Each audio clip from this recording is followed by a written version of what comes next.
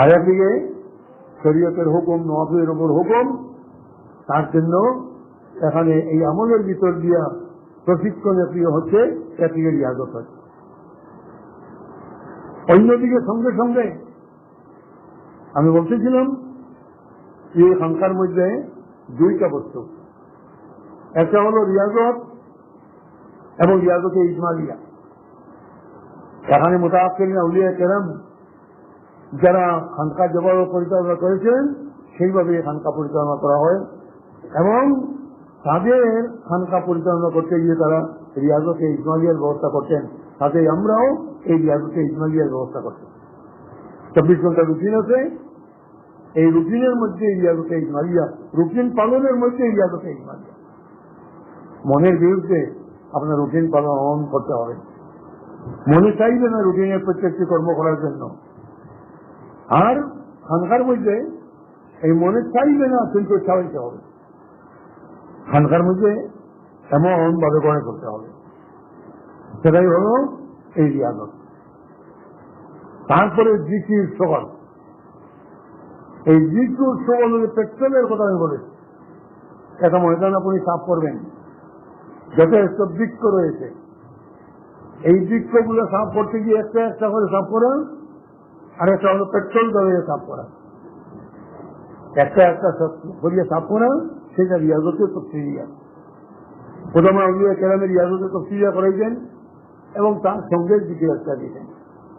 মুতাআক্কিরিন আউলিয়া কেরামের গুরুত্ব বিশেষভাবে জিকির সওয়ালের উপর। মুতাআক্কিরিন আউলিয়া কেরাম রিয়াজতে ইজমালিয়া আর সঙ্গে সঙ্গে পেট্রোল চালাইয়া যায়। এই পেট্রোল চালাইয়া ভিতরের যে বুড়া হাসরত, সেই বুড়া হাসরত থেকে ভিতরকে পাক করা, ভালো হাসরত অন্তরের মধ্যে আনয়ন করা, একটা একটা করি আপনার আনয়ন না করিয়া এই পেট্রোল চালাইয়া দিলেন। আর পেট্রোল জ্বালানির জন্য এই পেট্রোলের মাধ্যমে সেটা দূরীভূত হয়ে গেল। এই পেট্রোল জানালো কি? পেট্রোল হল জিকির এবং সওয়াল। এই জিকির সওয়াল এখানে তো প্রশিক্ষণ দেওয়া হচ্ছে, প্রশিক্ষণের মধ্যে জিকিরের প্রশিক্ষণ দেওয়া হচ্ছে, সওয়ালের প্রশিক্ষণ দেওয়া হচ্ছে, মুরাকাবা যাদের জীবন দেওয়া হচ্ছে। জিকির এমন বস্তু যে জিকিরের মাধ্যমে মানুষ আল্লাহ পাক পরবর্তীকালে নৈকট্য লাভ করতে পারে। বিশেষভাবে কোরআনে পাকের মধ্যে আল্লাহ পাক পরবর্তীকার ফরমাইতেছেন, ফাযকুরুনি আযকুরকুম, তোমরা আমার জিকির করো, যদি তোমরা আমার জিকির করো আমি তোমাদের কথা স্মরণ করব। এই আয়াত দ্বারা বুঝা যাইতেছে যে আমরা একবার যদি আল্লাহ পাক পরবর্তীকারের নাম লই, একবার যদি আল্লাহ পাকের জিকির করি, তাহলে আল্লাহ পাক পরবর্তীকার একবার আমাদের কথা স্মরণ করেন। কত বড় নিয়ামত, কত বড় কথা যে আমরা জিকির করবো এবং আমাদের আল্লাহ পাক আমাদেরকে স্মরণ করবেন।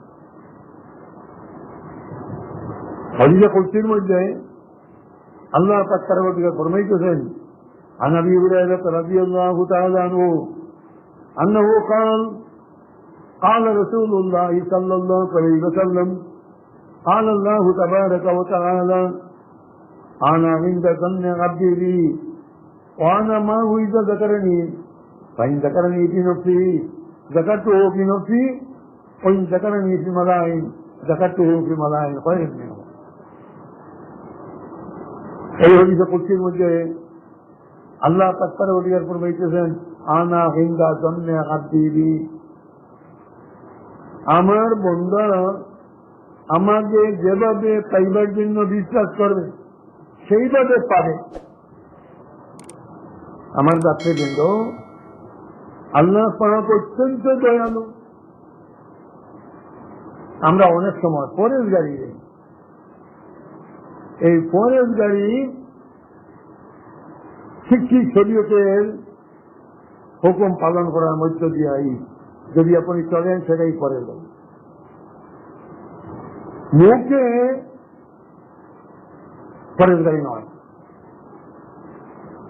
অনেক সময় দেখে হয়তো শরীয়তের খেলার কোনো কর্ম হয়ে গেছে, কর্ম হওয়ার পর কেবলমাত্র আক্ষেপ করতেছেন, আমার আর কোনো উপায় নেই, আমার উপায় নেই, আমি গুনাহগার, আমি নাফরমান, আমার উপায় নেই, আমার দেশ পাবার কোনো উপায় নেই, আক্ষেপ করতেছেন কেবলমাত্র। আমরা বুঝতেছি যে উনি অত্যন্ত পরেশগার মানুষ, অত্যন্ত পরেশগার হওয়ার জন্যই তার অন্তরের মধ্যে সেই ভয় আছে, এবং তার যে গুনাহ হয়েছে সেই গুনার জন্য তিনি কম্পমান। কাজেই তার অন্তরে আল্লাহ বেশি বেশি আছে, আর আল্লাহ বেশি যদি যার মধ্যে বেশি থাকবে সেই বেশি পরেশগার। কাজে আমরা এই জাতীয় কথা যে বলে সচরাচর মনে খারাপ করে কাজে উনি অত্যন্ত পরেশগার, কিন্তু না, কথা সেরূপ নয়। কারণ আল্লাহ পাক পরবর্তীকার আপনার যদি ছুটি হয়, সেই ছুটির পর আপনার কি করণীয় সেটা তো শরীয়তের মধ্যে কথাই দেওয়া হয়েছে। সেই করণীয় যা সেটা আপনার করতে হবে। আপনার এই কথা বলার, প্রকাশ করার কিছু নেই, যা করণীয় তাই করে নিতে হবে। আমরা অনেক সময় দেখি একজন লোক একদিন আমার সামনে, আমি তাকে জিজ্ঞাসা করলাম আপনার ছেলে মেয়ে কয়জন, তিনি বেশি বলতে রাজি নন। ওনার ছেলে মেয়ে অত্যন্ত হাইলি কোয়ালিফাইড, অতি উচ্চস্তরের চাকরিজীবী, সেটা তিনি আর যেন প্রকাশ করতে চান না, হয়তো তার মধ্যে অহংকার এসে যাবে। তার আর্থিক অবস্থা কিরূপ বলতে চান না, তার অন্তরে হয়তো অহংকার। তিনি বাজিগুলো দেখাইতেছেন যে আমি এইগুলো প্রকাশ করি, তাহলে তো আমার কিছু ছ করা হয়ে যাবে, দেখানো হয়ে যাবে, নিজের ভালো সেইটা প্রকাশ করা হয়ে যাবে, কাজেই সেইটা তিনি দেখাইতে চান না। এই জন্য যে আমি বুঝে যাইতেছে যে আমার অন্তরে অহংকার নাই, আমি পরেশগার। উনার সামনে আরো একজন লোকের কথা উনার গ্রামে বলা হলো, উনার গ্রামের আরো একজন কথা যখন বলা হলো, সঙ্গে সঙ্গে তিনি নাচ কীর্তনি আরম্ভ করে দিলেন।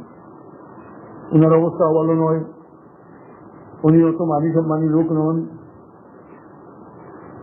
আমি যখন এই কথা দেখলাম, প্রথমে আমার একটা চিন্তাধারা হয়েছিল যে বোধ হয় তিনি বাস্তবিক অন্তরে আল্লাহর বই নিয়ে বলতেছেন।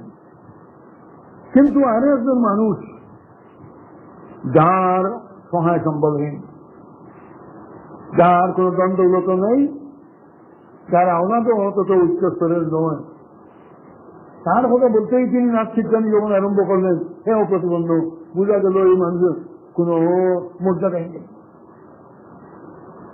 খালি ভিতর পরিষ্কার হয়ে গেল। আমি সঙ্গে সঙ্গে মনে মনে চিন্তা করলাম যে এই যে প্রকাশ্যে যে কথা বলা হচ্ছে তার অন্তর্নিহিত তাৎপর্য কিন্তু অন্যটা।